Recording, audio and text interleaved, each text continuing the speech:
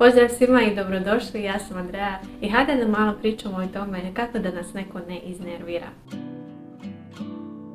Verujem da mnogi od vas ste već bili u situaciji kada ste pomislili kako me je iznervirala, neću više nikad dolaziti, ili kako može da bude takav, baš me je iznervirao.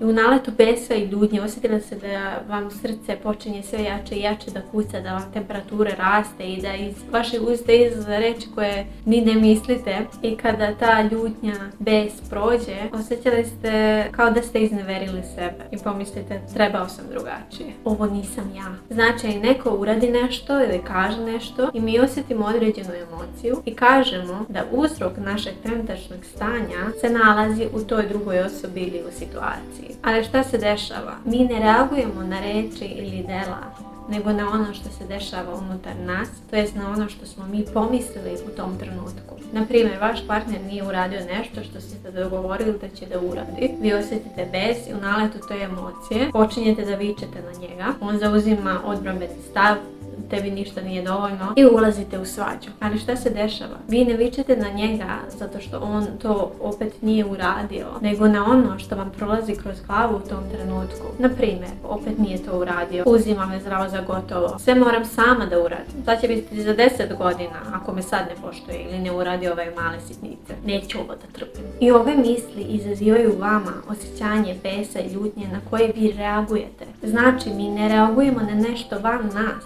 nego na ono što se dešava unutar nas.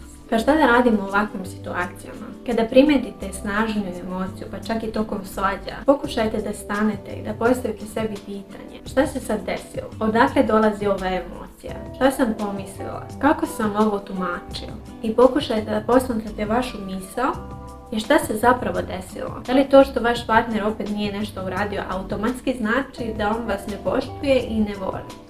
Ne, da na primjer niste sposobni ili da niste dovoljni, ne. Kada osvestimo tu misao ili naše tumačenje događaja ili reči ili situacija, mi imamo mogućnost da napravimo jedan veliki udah i izdah, da napravimo pauzu, pa čak i tokom svađe, da izađemo iz prostorije, da odložimo našu reakciju, da kažemo ovo ide u pravac u koji ja ne želim da idem, da li bi ti bilo ok da stanemo malo? Ili ok, razumem, ali ja želim da razmislim o tom. Ili čak i da kažete, sada sam reagovala na način na koji nisam nameravala. Hajde da napravimo pauzu. Vi imate pravo da stanete, da razmislite, da izađete iz tog toka misli, da ne reagujete burno u skladu sa vašim emocijama, nego da date sebi dovoljno vremena za reakciju koja je u skladu sa vama. Znate, nije uvek lako da mi delujemo u skladu sa sobom, sa onome što jesmo, ali kao i svaka veština, i ovo se uči i vežba.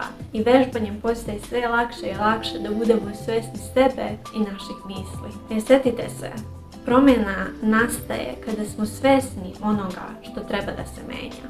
Hvala lepo na pažnji što ste bili tu. Vidimo se u sljedećoj epizodi i želim svima prijatan dan.